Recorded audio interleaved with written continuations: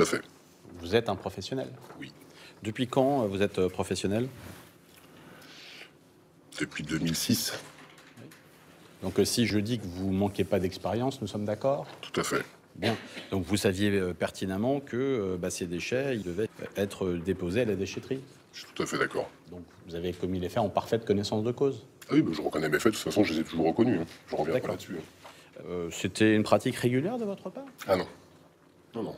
Oui, parce qu'en fait, la question qui peut se poser, lorsqu'on a un professionnel qui est pris sur le fait, c'est de savoir est-ce que c'est arrivé une fois ou est-ce que finalement c'est un mode de fonctionnement. Vous voyez, c'est une question qu'on peut légitimement se poser. Je suis d'accord.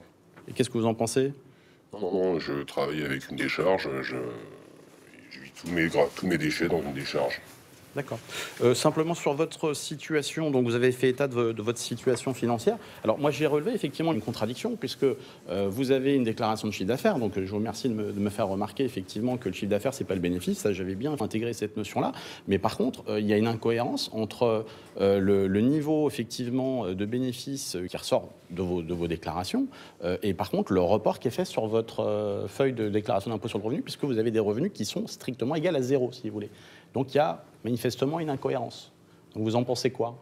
Après, c'est mon comptable qui gère tout, qui s'occupe des comptes. Donc là, moi, les comptes, j'y connais. Moi, je lui donne mes papiers, mes tickets, c'est lui qui gère les comptes. D'accord. Vous êtes dirigeant de société depuis un certain temps. Oui. Je pense qu'on a dû vous expliquer, mais si on ne vous l'a pas expliqué, je vais quand même peut-être prendre la précaution de le faire, c'est que les déclarations, ça relève de votre responsabilité. Hein. C'est-à-dire que si, par hasard, il arrivait que vous n'ayez pas déclaré intégralement revenu, c'est de votre responsabilité. Le comptable, effectivement, n'est pas comptable de votre comportement, vous voyez, fiscal. Je suis d'accord. Voilà. Et j'avais une dernière question à vous poser. En tant que professionnel, parce que vous êtes un professionnel, est-ce que vous savez que l'une des sanctions qui est prévue par le législateur, c'est la confiscation du véhicule ayant servi à l'infraction?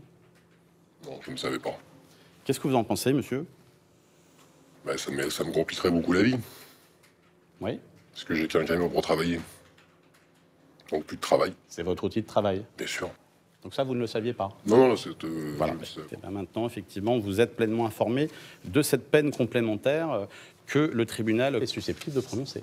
D'accord. Pas d'autres questions? Eh bien, écoutez, vous avez la parole, en fait, pour vos réquisitions, puisque nous Je vous avons remercie, Madame la Présidente. Alors, les faits, effectivement, qui sont reprochés à monsieur sont reconnus. Ces faits, ils sont parfaitement établis en procédure.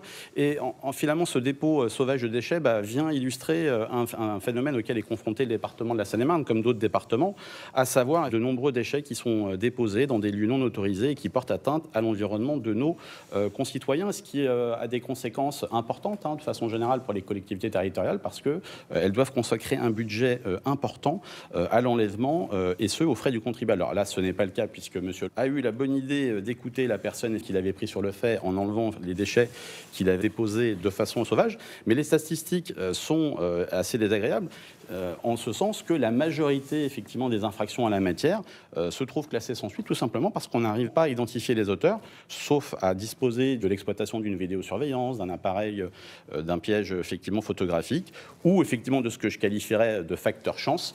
Bien souvent, les auteurs ne sont pas identifiés.